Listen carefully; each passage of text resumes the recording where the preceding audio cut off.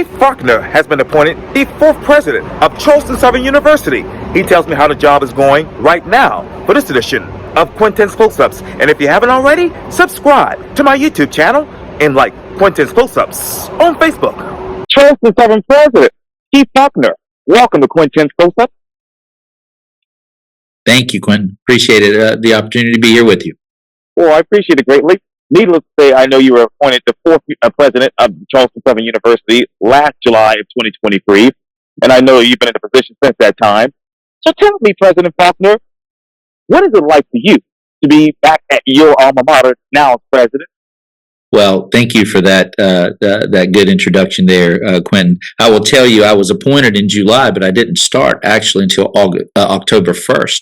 Oh, so, but with respect to being back at my alma mater, it is one of the most humbling and just overwhelming experiences you could have to serve the place that really formed you as a young person. And it's just great. The team here has received me with open arms, and we're really pressing forward to do some great things. But overall, my wife and my children have been finishing up in Southwest Virginia. So we just closed on our home yesterday, and we will be reconciling here in the next several days when the move comes to fruition. But just being back in Charleston is fantastic. Oh, that's really, really great to hear. And I know, President Faulkner, you basically said a few seconds ago that the university itself has formed you into being the person that you are right now. So how do you form the university to become one of the best in the country? Oh, that's a great question. Well, the first thing you do is certainly at this university is you get down on your knees and pray. The second thing you do is assemble a team, and luckily my predecessors Don DeCostin and Jerry Hunter have done exactly that. They have put together an amazing team that I have been fortunate to inherit. And getting the team reconciled around a vision is what's really important. And during my inauguration, we talked about walking by faith, and the fact that we've done that at Charleston Southern since inception in 1964. But I will tell you, we're not only going to be walking by faith, but we're going to be walking together briskly to make some changes here at the university. Well, what changes can you make by essentially walking by faith? Yeah, that's great. Well, one of the things that's unique about Charleston Southern, certainly here in the Low Countries, we're the only Christian university here in the Low Country. So we take faith; it's part of our mission. It's missional. It's part of our vision. Our vision is to become a nationally recognized Christian university for the integration of faith and learning, leading, and serving. We take that vision very seriously. Our mission is to deliver academic excellence in a Christian environment, and we take that very seriously. So walking by faith helps inform everything that we're doing. We look at that mission and that vision to inform and infuse decisions that we make here. Becoming excellent, we have a little motto that we put together here since I've got here. It's nothing unique, but it's excellence is the floor. So we want to do better. We want to be better than excellent. We've got plenty of room for improvement, but I can tell you that this team is working hard to deliver on excellence in every respect. And but walking by faith in our vision is being willing to have the courage. It's not enough just to walk by faith. You actually have to step out in faith sometimes, and we're going to be doing those things as we build a convocation center that's long awaited. And we are fundraising for that actively. We're going to finish out our new engineering building. We're going to build some new dorms, and we're going to build some academic facilities. So, and we're going to strengthen our sports program. Oh yes, absolutely. And I love the coaches and staff over there at the athletics department as well.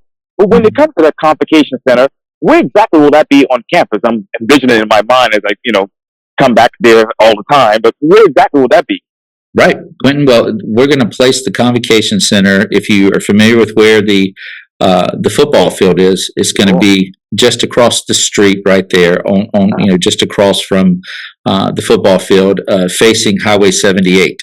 Right. Wow. And how long? What's the actual timeline for this particular construction? Well, we have to. The timeline is better. What's the fundraising looking like? So we're working diligently right now to raise the funds for the Convocation Center. It's about a $50 million project, so it will be the largest project that Charleston Southern has ever engaged in. So we are working diligently to raise the funds right now. So how much money have you raised thus far? Thus far, early on, we've raised about $5 million. So we're about 10% of the way there, but we're going to hopefully accelerate that in the coming weeks and months. Yes, sir. So tell me, President Faulkner, what exactly will be inside this Convocation Center once it's actually completed and open to the public and, of course, students and faculty? Well, that's great. That's a great question. Of course, the Convocation Center will house the Buck Dome, where our men's and women's basketball teams will compete in the Big South. As you're aware, we're NCAA Division I, and currently we have the smallest gym, I believe, in NCAA Division I at the current Buck Dome. It's intimate, and we appreciate that, but this expanded footprint is going to help us in so many ways. But it's not just going to be a basketball arena. It's going to be a place where we can have convocation and sit our entire student body, right? We're going to bring the students together. We're going to have convocation, invited guests, guest speakers. We can have concerts there. We can do all sorts of things there. We can host conferences and the like that we're unable to do currently based upon the limitations that we have in the Buck Dome. Now, I understand the capacity of the Buck Dome, obviously, but what will be the capacity for this particular Convocation Center? We're shooting for about 3,000, and that's consistent with where our other Big South teams are. Some of them are a little larger, some of them are a little smaller, but 3,000 seems to be the right size for us. Right size, absolutely. What would be the right size for the engineering school? Well, the engineering school, quite frankly, has its footprint. The structure of the building is already constructed. We just have to finish it out on the inside. So our team has been meeting with construction folks over the last several months, and we're trying to finalize the budget for that and move forward with that. So the engineering building is also going to house our aeronautics program, which is one of our fastest growing programs. Our pilot training program is literally exploding. We're the only one in South Carolina currently, and we want to stay that way. Well, yes, absolutely. So we're gonna triple our size in our aeronautics program this year. It looks like. So how many students do you expect in the fall? For the freshmen coming in, we're expecting about 120 in our aeronautics program. Wow. And will it be local or will this be regional students coming in? They are regional. They're coming in from across South Carolina, but they're also coming in from other states. And that's what's exciting. We're bringing new folks into the Low Country, and those folks are going to stay here and be employed at the airport, we hope and pray, with carriers. Absolutely, absolutely. Yeah, we did. The folks at the airport are amazing too. But let me ask you this: okay, you want to bring those particular amount of students in? Do you have enough dorms for all of them? Dorm space is always a challenge, and as a matter of fact, I just finished up a meeting just prior to this about that exact issue. So it is our intent to build some new dorms here over the next couple of years. Our student body is growing. We're actually bucking the trend right now. There's a big concern about an enrollment cliff that is a real concern in higher education, as there are fewer young people that are going to college and university. So, but right now, at least at this point in time, we're bucking that trend and doing so in a pretty significant way. So we're trying to figure out exactly how many dorms we need, where we would place them on campus, but we are planning actively in that space. But currently, the number of folks we're bringing in, we have enough space for them. Now, how much money do you have in the budget for these additional dorms? Ooh, that's confidential, Quintin. I can't tell you that. Oh, yes, right. But we, much like many other schools and universities, will obviously be fundraising for these. But the beautiful thing about a dorm is, it provides a stream of revenue to help service any debt that has to be accommodated along with the construction. Nevertheless, you want to raise as much money as possible to help offset the costs. Now I'm going a little deeper and deeper and deeper, President, but excuse me, but I just want clarity for the viewers. So when it comes to the current debt of the university, where are we right now with that? The current what? I'm sorry. Yeah, the debt for the university. Where are we at with that right now? What's the current number of students that we have? Oh no, the current debt that you all have accrued at the university. You know, I don't know exactly the number of debt, the actual number of the debt that we have accrued thus far, or at least I'm not gonna necessarily share that. Right. But the university, our university, we're very blessed to have been and to be in very good financial stead. You know, there are a lot of schools that are struggling right now, Quintin, and a lot of those schools are struggling because they're having enrollment challenges. They've had endowment challenges, and there's a lot of consternation and concern out there, particularly given the FAFSA issue that students are facing right now. I mean, the federal government has, in an effort to try to improve things, have actually really caused some significant issues in the pipeline for students this year. But Charleston Southern University is in great financial stead, and we're very privileged and pleased to be in that space. Now, going into the future, President, what are those endowment challenges and enrollment challenges that you foresee in your in your range, I should say?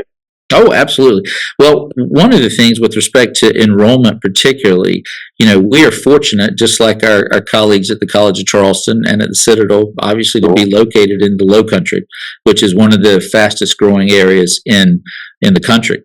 As a matter of fact, I just read an article this morning that said Myrtle Beach is actually one of the most moved to places in the country, but Charleston is not too far behind. So that's exciting. So it's fun to be at a place that people are desirous to live. So I think that's going to help us buttress our enrollment. Again, right now, as we currently stand, our enrollment is trending very positively. I think that's in large part due to the unique nature of what we do here, our mission, our vision, but also due to Charleston. And we certainly, and being located in North Charleston, very proudly located in North Charleston, we embrace this community and we want to be part of its future. Our endowment, just like everyone else, every other college president you'll ever speak with, certainly wants to grow the endowment, right? We're a young school, having been established in 1964. Some of our other colleagues have been, our sister schools here have been around for some of them hundreds of years.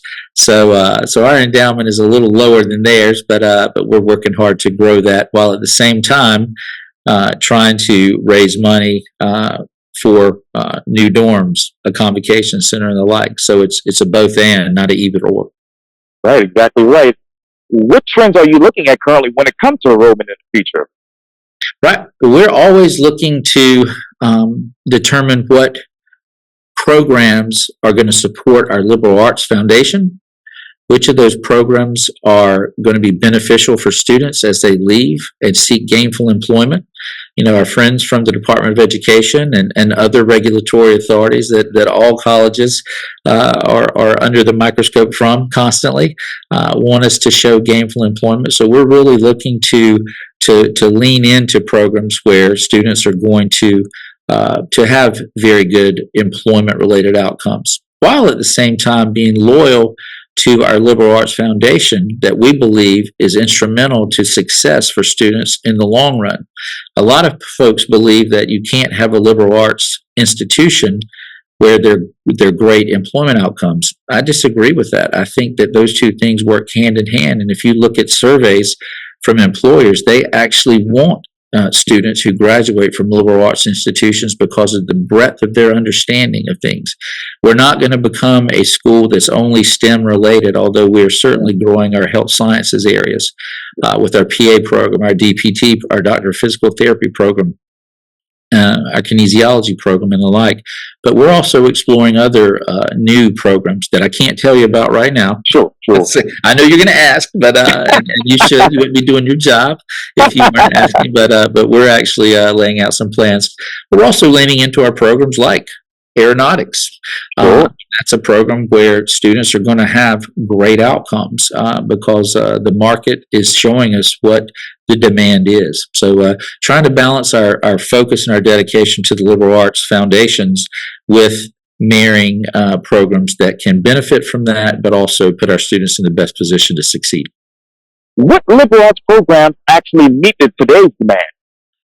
Well, I think all of them do. The foundation, certainly, in our general college curriculum, we need English, we need foreign languages, we need arts, we need politics and political science. All of those things work together to form a fully rounded student that can go out and have a conversation with potential clients if they're client facing in the business world. Business education is great. I'm a product of business education. I'm a product of a legal education. But I can tell you that the things that I learned in public speaking and some of these other classes that are part of that general college curriculum help to round me out and form me like we were talking about before. Of course, additionally at Charleston Southern, given our mission and our vision and our focus on that Christian mission, students also take Old Testament and New Testament, and as part of that general curriculum that we again believe helps to round them out and make them more fully equipped to go out into the world. So, in the next 5 to 10 years, President, how many of those new liberal arts programs do you want to actually bring to the university? Well, again, I think the liberal arts foundation that we have in our general college curriculum is going to really fuel everything that we do. We're not going to abandon that.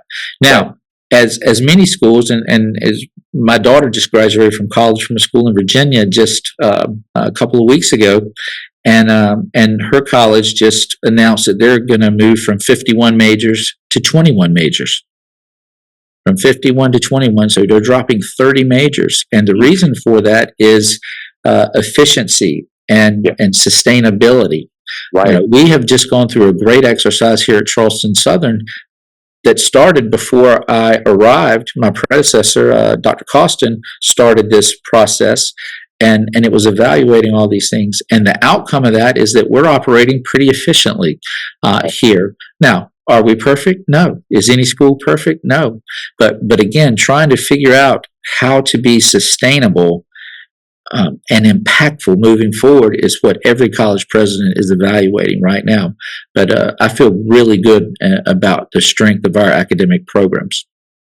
Now, with those academic programs, President, how many majors do you want to drop and still be sustainable and efficient? My goal is to drop 0. Right? The goal is to fill these majors up with the right people. The good news for us is we have not expanded at the rate that a lot of other schools have. So we've maintained the number of majors here at an acceptable rate. So we're not always moving students around trying to fill majors, and competing against each other within the university. Again, our goal is to grow. So I don't want to drop anything. But what we always have to be evaluating is sustainability of programs. If a program drops to 3 or 4 or 5 majors, we have to look at that, right? And I mean, it's certainly an educational decision, and that should be first and foremost. But there's also a business component to what we do here at the university, right? It has to make economic sense. But there's some of our programs that probably are not going to ever be very financially lucrative, but they're core to our mission, right? Our Christian studies majors. We're always going to have a Christian studies major because that's core to who we are, right? So if it doesn't make money, I'm okay with that. Now, don't tell the dean I said that, or the provost. But those are core to what we believe and the foundation of this institution. So we're going to keep doing what we're doing and try to get better in those spaces. But we also, we have to be good stewards. We have to be good stewards to our students, to our community. We have to be good stewards to those who support us financially as well. So we have to make good business decisions. And I think every president in the United States are facing these issues right now. Absolutely. Which programs currently make financially sense for you all, and which new programs do you foresee will actually make financially sense for the university? Well, I think that looking forward, certainly the anything in health sciences seems to be a huge need, not just here locally, not just across South Carolina, but across the nation and the world for that matter. So I think those are going to make great financial sense for us to lean into. Of course, as we've talked about, aeronautics, engineering, all of these are not only do they make financial sense for the university and for our students, right? It doesn't have to, you could have a program that is financially good for the university that may not be financially good for a student, right? So it's always got to be that match. We have to figure out which programs are going to put our students in the position to be successful. So aeronautics, engineering, health sciences, all of those spaces. Some of our undergraduate majors, the pre-professional degrees like pre-med, pre-vet, pre-law, all of those need to grow and be more productive as we put students out into graduate professional programs across not only the Palmetto State but across the nation. And I think we're doing a great job there. One of the young people who just graduated in May, she sent me a note the other day. She's going to law school in Virginia. Now, I wish she was going to law school here in Charleston or in Columbia, but she chose to go to law school in Virginia. But nevertheless, we want to be producing students who are going to be marketable to graduate and professional programs outside. Again, some of the traditional programs that sometimes linger, are programs that we have to always be evaluating. But again, through our processes that we've gone through over the last couple of years, we've identified those programs and figured out ways to strengthen them and actually market them in a way where students can really see the great benefit for them. And I got two more questions. Unfortunately, President, I got to run off to the second job at the hardware store. But let me ask you this. Understood. But I want to get you back on the phone so we can talk in more in depth when I have more time. Sure. But when it comes to those pre-law, pre-vet, and pre-med programs, what resources do you currently have to actually grow those programs 5-10 years from now? Oh, that's a great question.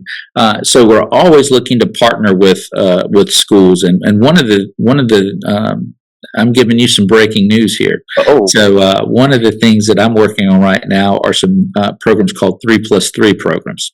And those programs are, for example, in law. I was fortunate as a law dean before to create some of these programs whereby an undergraduate institution would help students get on a pathway to finish their undergraduate degree in 3 years and then their law degree in 3 years, which shaves off 1 year to traditional 7 for that. We can do the same things in medicine. We can do the same thing in some of our other pre-professional programs. So that is where we're going to be really leaning in. Internally at Charleston Southern, we're trying to put together, and actually we'll be launching in the not too distant future, some 4+1 programs, such that instead of getting a 6-year investment for a master's degree and your bachelor's degree, we can trim that down to 5 years through some efficiencies and through some summer school and some other things. So we're trying to deliver the degree programs that students want and need to be successful, while at the same time minimizing the debt that they incur in trying to pursue these things. We're always trying to balance what we can put out there that's important and in the marketplace for students and their families, while at the same time controlling costs so we can keep tuition at a level that is sustainable for everyone. And that's a delicate balance. Yes, sir. So what is the actual, what is the typical debt for a student who's actually trying to, try to achieve a degree in 4 years versus 3 years? Yes, well, I can tell you from the legal perspective, Yes, sir. as a law dean, for several years, seeing students come in to law school with upwards of some of them, depending upon where they went to school. Certainly, This is not the case for Charleston Southern. Our debt loads, and I don't have that exact number right off the top of my head, but I can tell you we're very generous in our scholarship program. And of course, the Palmetto State, I want to really call out the leadership in South Carolina. They have made South Carolina a place that's affordable to go to college for almost everyone. And the leadership in South Carolina deserves a lot of credit for that. It's not the case in every state. But with that said, our students leave with if they manage their money correctly and then they don't live lavishly, they can leave here with a very, very reasonable debt load. But when I was a law dean, I saw some students coming out of some what I would call elite universities with $100,000 or $125,000 in undergraduate debt, and then adding on another 100,000 or 150,000 for law school debt. That is not sustainable. And so what we're trying to do with these 3+3 programs is figure out a way to cut down a year. And I mean, you could change someone's trajectory significantly by chopping off $30,000, $40,000, $50,000 of debt. And it allows them to go out and do things that we want them to do, certainly at Charleston Southern, but also in the law schools where I've served. We want them to go out and serve people who really need it. I mean, everyone, no one likes lawyers until they need a lawyer. But servicing that debt, same thing for medicine, same thing for any of the professional doctorate programs. We're just always trying to figure out how to help students minimize debt. Now, how many new and entering freshmen have been awarded an academic scholarship since you've actually taken off? Oh, let me tell you, sir. I don't know. I don't have that number right off the top of my head, but essentially 100% of our students get some sort of financial aid, and that's great. One of the things I want to talk about very quickly, I know you've got to run, but one of the programs that we're really excited about is our Buck Promise. I don't know if you're familiar with our Buck Promise, but it's a program where if a student achieves a 3.5 in high school, and they apply to us and get accepted, and they're Pell eligible. In other words, these are low to moderate income folks. Right. And they get the scholarships that are available in South Carolina. We will make up the entire difference for their so they can virtually get through here other than the cost of housing and food. They can get out of here very reasonably. And that is something that we're really invested in here at Charleston Southern. I was a non-traditional student. I started as a night student when I was in the Navy here. I then finished up as a traditional day student, but never living in a dormitory. I was married at the time. We lived in West Ashley, but I'm a first generation high school graduate in my family. I'm telling you, college made all of the difference for me. The Navy, of course, did as well, but what I was able to receive and earn here at Charleston Southern and how they poured into me changed the entire trajectory of my family. And I will never be able to pay the debt that I owe to Charleston Southern. But I can tell you, we are going to remain a school of opportunity, particularly for people here in the Low Country, but across South Carolina, and as we can, the nation. Now, and how many of those low-to-income students actually, receive that type of financial assistance and actually have been accepted to Charleston Southern University? Well, that's a great question. We are in the midst. This is the first year. We started this program in the fall, right after I got here. And Dr. Tony Turner, who's our enrollment VP, this was actually his brainchild. I'll give credit where credit is due. Sure. Dr. Turner came to me with this idea, and I sat down and with him, and we talked through it, and we leaned into it. I don't have the exact number now, but we have far exceeded the number of students participating in this than we projected. And we're excited about that. That is going to diversify our first year class. It's going to bring a new energy to our campus. And we are thrilled to be partnering with these students and families across the Low Country. Wow. And what are those other projections that you see in the next 5 to 10 years with this program? Well, we're certainly hoping that we're going to see some significant growth in that space. A lot of these students will not actually come and live on campus because they're local. Now, they don't have to be local. They can come from anywhere in South Carolina. It is specific to South Carolina residents. Sure. So, but they can come from anywhere in South Carolina. But a lot of our students that they're in this program right now are really out of the Low Country area, and that's really exciting for us. We put anywhere between 40 and 50% of our graduates back into the Low Country when they graduate. So we are a workforce multiplier here in the Low Country, and we want to see that number grow. We are so proud and so privileged to be a part of North Charleston and the greater Charleston area. And with the new leadership at the city of North Charleston, we are really trying to figure out ways to partner and be a benefit to this region. And I think that we are. I think we're succeeding early on.